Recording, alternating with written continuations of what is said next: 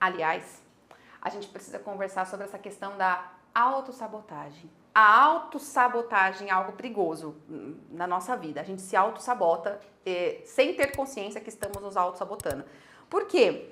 A autossabotagem é quando a gente começa, nós mesmos, começamos a criar barreiras, empecilhos para aquilo que a gente quer fazer. Mas a gente cria. E muitas vezes esse processo é inconsciente. Algumas vezes é consciente, mas às vezes é inconsciente. Quando que a gente começa a ter essas atitudes autodestrutivas, a gente começa a se boicotar? Quando a gente tem vontade de fazer coisas, mas a nossa crença limitante, que foi cultivada aí por anos a fio, está maior do que a nossa vontade. Então a gente quer fazer diferente, a gente quer estudar todo dia, a gente quer estudar sobre o empreendedorismo musical, por exemplo, mas aí depois a gente desiste, sabe? A gente cansa, a gente se permite assumir outros compromissos que entram na hora do nosso horário de estudo, então é uma autossabotagem. Por quê? Porque a crença que está sustentando que a gente não vai conseguir aquilo é maior que o nosso desejo. Então a gente entra num conflito, a gente não quer enfrentar essa insegurança que contrapor essa crença limitante nos colocaria. A gente entra numa insegurança, né? Lidar contra essa desconstrução, né? Com essa ressignificação das crenças limitantes. Então, um músico, por exemplo, que cresceu ouvindo que a música não era a profissão, que ele não ia chegar em lugar nenhum aquilo, ele ouviu isso lá na adolescência, né? E que a música é um mercado informal e que não oferece estabilidade financeira, ele tem vontade de provar e de fazer diferente. Mas aí, na hora que ele está colocando as ações, os projetos em andamento para alcançar essas metas tão sonhadas, ele começa a entrar em conflito com isso que ele ouviu lá atrás, que está enraizado, que está ali dentro, né? E esse desejo de mudança, essas ações não são tão fortes, então ele começa a se auto-sabotar. Como? Ele começa a atrasar a entrega dos projetos, ele começa a deixar para fazer depois, ele falta, aparecem dezenas de barreiras ali comprometendo o resultado que ele tem que fazer. E aí ele acaba se julgando que realmente ele é incapaz, que esse mercado realmente é assim mesmo, e esse ciclo vai se mantendo. E na verdade é uma autossabotagem.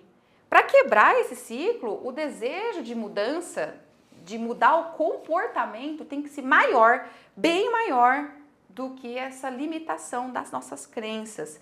Mas para isso, às vezes a gente até precisa procurar ajuda profissional, porque não é fácil a gente mudar. A primeira coisa, a gente precisa querer mudar os nossos comportamentos.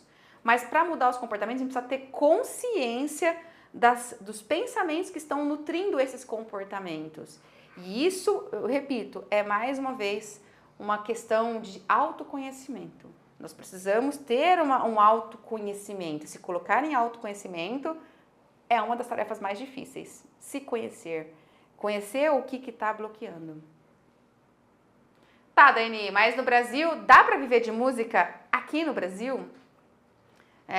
O nosso país é difícil e dá para viver de música aqui no Brasil? Dá para viver de música aqui no Brasil. Muita gente vive de música aqui no Brasil. Eu vivo de música aqui no Brasil. Dá para viver de música em qualquer lugar do mundo. A questão é que você precisa se disciplinar como um atleta é disciplinado. Você tem que fazer todo dia o teu treino. Você tem que se dedicar para se aprimorar. Você tem que fazer os estudos que são necessários.